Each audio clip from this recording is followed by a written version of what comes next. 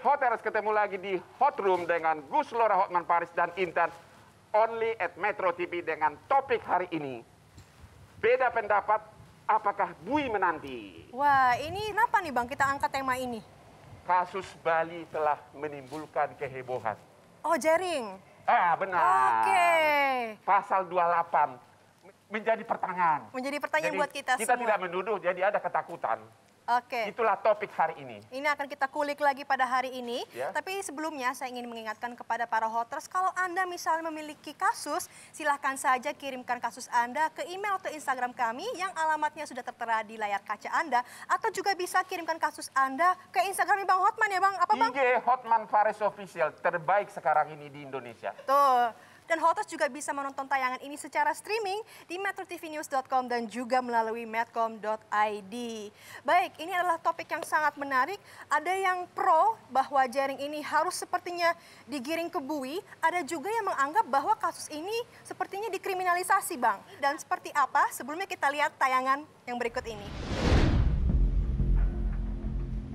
Jerat Undang-Undang Informasi dan Transaksi Elektronik atau Undang-Undang ITE kembali memakan korban. Polisi tetapkan Jering sebagai tersangka kasus pencemaran nama baik dan ujaran kebencian terhadap Ikatan Dokter Indonesia atau IDI. IDI Bali disinyalir sebagai pelapor atas unggahan Jering di Instagram yang bertuliskan IDI Kacung WHO.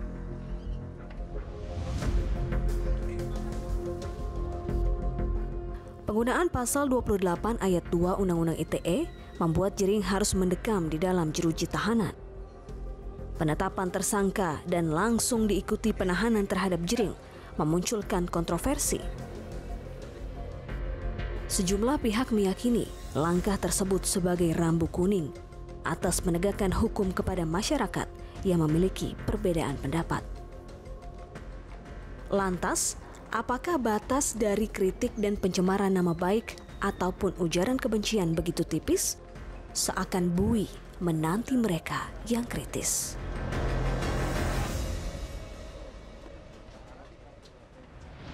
Ya, karena kita sudah hadir narasumber kita untuk hari ini. Yang pertama itu sudah ada Bang Fahri Hamzah selaku politisi. Selamat datang Bang, dan juga ada Dr. Nasar selaku perwakilan Dewan Pakar IDI. Dan juga ada Iwayan Gendoswardana selaku pengacara dari Jering. Dari Pulau Dewata. Jauh-jauh dari Bali ya Bang? Saya mau bacakan dulu apa yang tertulis di sini sebagai awal kasusnya. Apakah ini gara-garanya? Ini katanya ada di Instagramnya Jering. Gini, kalimatnya begini. Gara-gara bangga jadi kacung WHO, IDI dan rumah sakit seenaknya mewajibkan semua orang yang akan melahirkan dites CP19. Sudah banyak bukti jika hasil tes sering mengaur, kenapa dipaksakan? Kalau hasil tesnya bikin stres dan menyebabkan kematian pada bayi dan ibunya, siapa yang tanggung jawab? Pertanyaan saya, ini benar nih ada di Instagramnya Jering? Oh iya, itu unggahan dari Jering tanggal 13 Juni 2020. Tapi itu kan bahasa di posternya. Kemudian harusnya disambungkan juga dengan captionnya, Bang. Ya, apa itu? Coba. Karena kalau captionnya itu bunyinya adalah bubarkan IDI, saya tidak akan berhenti menyerang Ikatan Dokter Indonesia sampai mendapatkan penjelasan tentang hal ini. Pertanyaan berikutnya, kenapa Jering itu tidak setuju rapid test atau swab atau tes COVID-19? Apa alasannya? Apakah dia lebih hebat dari dokter sehingga dia punya alasan? Justru dia tidak lebih hebat dari dokter, tapi dia menggunakan pendapat dokter, menggunakan pendapat ahli epidemiologis, ahli virologi, ahli sel molekuler, kemudian juga menggunakan pendapat dari Persatuan Rumah Sakit Indonesia. Yaitu mengatakan apa? Persatuan Rumah Sakit Indonesia per 14 April 2020 mengeluarkan surat edaran supaya tidak menggunakan rapid test sebagai syarat layanan kesehatan. Ya. Jadi Jering tidak menolak tidak menolak rapid test sebagai alat kesehatan untuk mendeteksi antibodi, tetapi dia menolak sebagai syarat administrasi. Karena kemudian syarat administrasi bisa jatuhnya pada bisnis. Jering itu setujunya dites pakai apa? Maunya dia apa?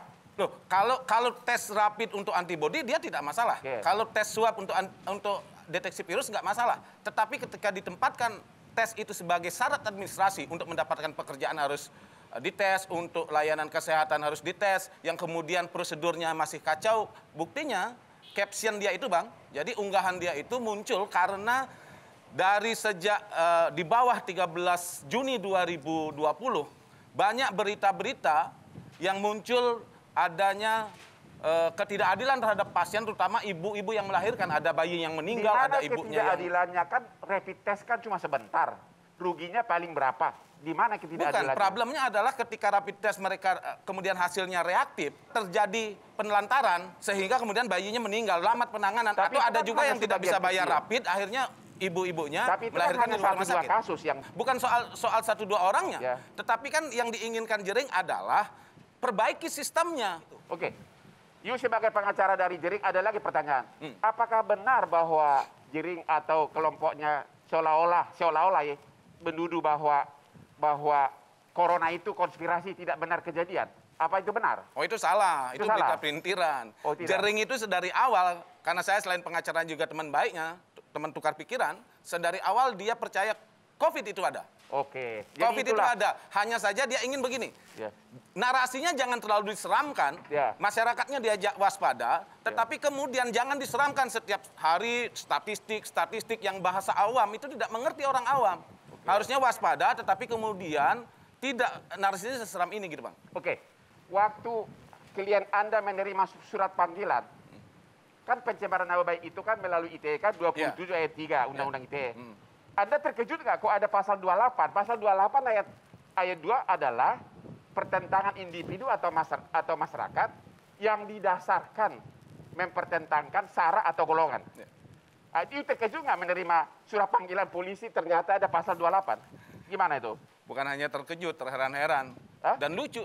Satu unggahan yang dibaca komprehensif dia adalah kritik berdasarkan situasi yang kemudian seseorang itu justru berharap pada power dari ID sebagai organisasi profesi kedokteran satu-satunya di Indonesia yang jauh dari kualifikasi SARA, kemudian dikenakan pasal 28 ayat 2. Kalaupun itu dianggap benar, Ya. Anda menganggap kalau ini ya, pasal Ya. berapa yang Ya. harusnya kena?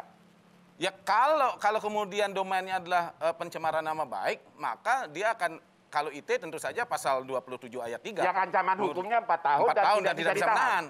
Dan menjadi aneh, kemudian dugaannya memang dipasang pasal 28 dan ini tren betul sebetulnya. Jadi Untuk bisa menahan saja. apa suku, agama, ras, dan golongan. Antar golongan. Di sini kan diterapkan berarti golongan. Ya. Memang menurut putusan Mahkamah Konstitusi golongan itu diperluas. Diperluas Ya, lagi. Golongan. Tapi kan di sini kan ini tidak dipertentangkan dengan golongan lain. Yang dipertentangkan golongan mana? Nggak ada.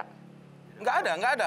Malah memang kalau dibaca letter luck ID kacung WHO itu kan memang satu kesatuan. Ya. Karena ID memang menjalankan rekomendasi WHO. Kecuali kemudian itu akan membuat ID merasa tercemar kalau ID mengasosiasikan WHO itu buruk gitu.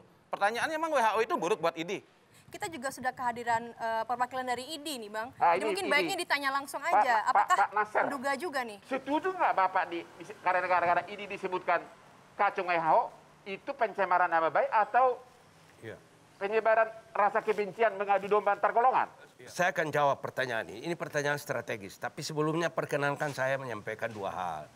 Yang pertama apa yang disampaikan, pandangan, pendapat tentang rapid test atau tentang tata laksana COVID ini oleh siapapun juga warga negara itu sebetulnya dijamin undang-undang.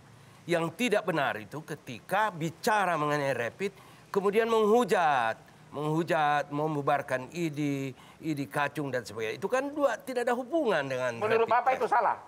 Salah besar. Salah, oke. Itu tidak benar. Salah, oke. Itu pertama. Ya. Yang kedua, yang harus saya sampaikan bahwa ID ini kan kumpulan dokter, Pak. Ya. Dia organisasi, Ya. organisasi profesi yang Ya. di dalam undang-undang Ya. itu sangat diakui sebagai salah satunya organisasi profesi. Kemudian disebut kacung WHO itu kan sesuatu yang bahwa ada kebijakan negara, ada kebijakan kementerian, ada kebijakan yang menyangkut rapid test dan sebagainya. Itu secara internal juga kita berbeda pendapat, Pak. Bapak harus catat. Sejak 18 Maret, Perhimpunan Dokter Patologi Klinik sudah mengeluarkan edaran. Tidak setuju penggunaan rapid. Tapi rapid ini tidak ada pilihan lain. PCR pada saat itu baru 9 laboratorium. Sangat-sangat terbatas. Ya, karena tidak ada apa-apa dipakailah rapid ini. Walaupun kita sadar bahwa ini tidak mengungkap diagnostik COVID. Itu pertama. Yang kedua, ID ini Pak, tidak ada maksud sama sekali membuat orang sensoro. ID juga dalam kapasitas tidak ingin seseorang itu ditahan atau diperlakukan dengan upaya paksa yang berlebihan. Sama sekali tidak Pak. Mungkin ID itu hanya menginginkan ada efek jerah, ada edukasi, ada sesuatu yang bisa membuat kita yang sedang sibuk dengan corona ini jangan lagi ada letupan-letupan. Tidak, saya udah kerja keras, lu tuduh gua kacung gitu kan? Iya, kurang lebih seperti itu. Itu aja yang sebetulnya itu Pak. dulu. Jadi kalau benar, kalau ini ya benar bahwa ucapan kacung itu adalah salah, ya salah. Menurut Bapak itu sebatas pencemaran nama baik, pasal 27 ayat 3 Undang-Undang ITE, atau mempertentangkan individu masyarakat berdasarkan sara atau golongan. Pasal 27 ayat 3. Jadi Anda tidak setuju Pasal 28? Tidak, sama penggunaan pasal 28 ayat 2 di sini Pak, Ya. menurut saya berlebihan. Sangat-sangat berlebihan. Sebetulnya saya berharap dalam hati, saya berharap Pak, dilakukan mediasi. Bapak kan Dewan Pakar Iya, ID. iya. Kenapa Bapak tidak telepon ID Bali? Misalnya cabut dulu deh. Atau rubah dulu laporannya. Karena surat panggilan pertama, dia udah terima, udah langsung pasal 28, junto-junto memang. Bapak ada komunikasi nggak dengan ID Bali? Komunikasi itu ada Pak. Komunikasi itu pasti ada. Sebagai sebuah organisasi, pasti ada komunikasinya. Tapi komunikasi ke substansi ini, saya terlambat tahu. Saya terlambat. Sekarang belum terlambat, masih bisa. Oh iya. Pelapor itu berhak mencabut. Betul Ada koordinasi ya, Bang, ya? Pak Hotman. Kita saat ini sedang berada pada tahap konsolidasi. Saya kan tidak tahu harus ke sini Pak, baru ditelepon. Tapi kita sedang berada dalam tahap konsolidasi. Karena kita tidak enak juga Pak. Kami tidak senang juga Pak. Di dalam media sosial itu kan ID diserang juga. Seolah-olah perkara kecil dipersoalkan. Nah ya kan faktanya begitu. Iya, tapi kan ID ini kan terdiri dari profesornya banyak, dokternya banyak. Tapi pilihannya tidak demokratis. Kenapa mesti ID Bali yang bereaksi? Kalau dianggap itu persoalan institusi ID, harusnya ID pusat yang bereaksi. Atau sudah ada restu dari ID pusat? tidak. Oh, tidak ada? Tidak ada. Oh. Oke Bang, ini sepertinya ada perdebatan lagi ya. Apakah ini ID Balinya aja yang baper, kok yang pusat diam-diam aja gitu kan. Nah, oleh karena itu pemirsa jangan kemana-mana, tetap bersama kami di Hot Room.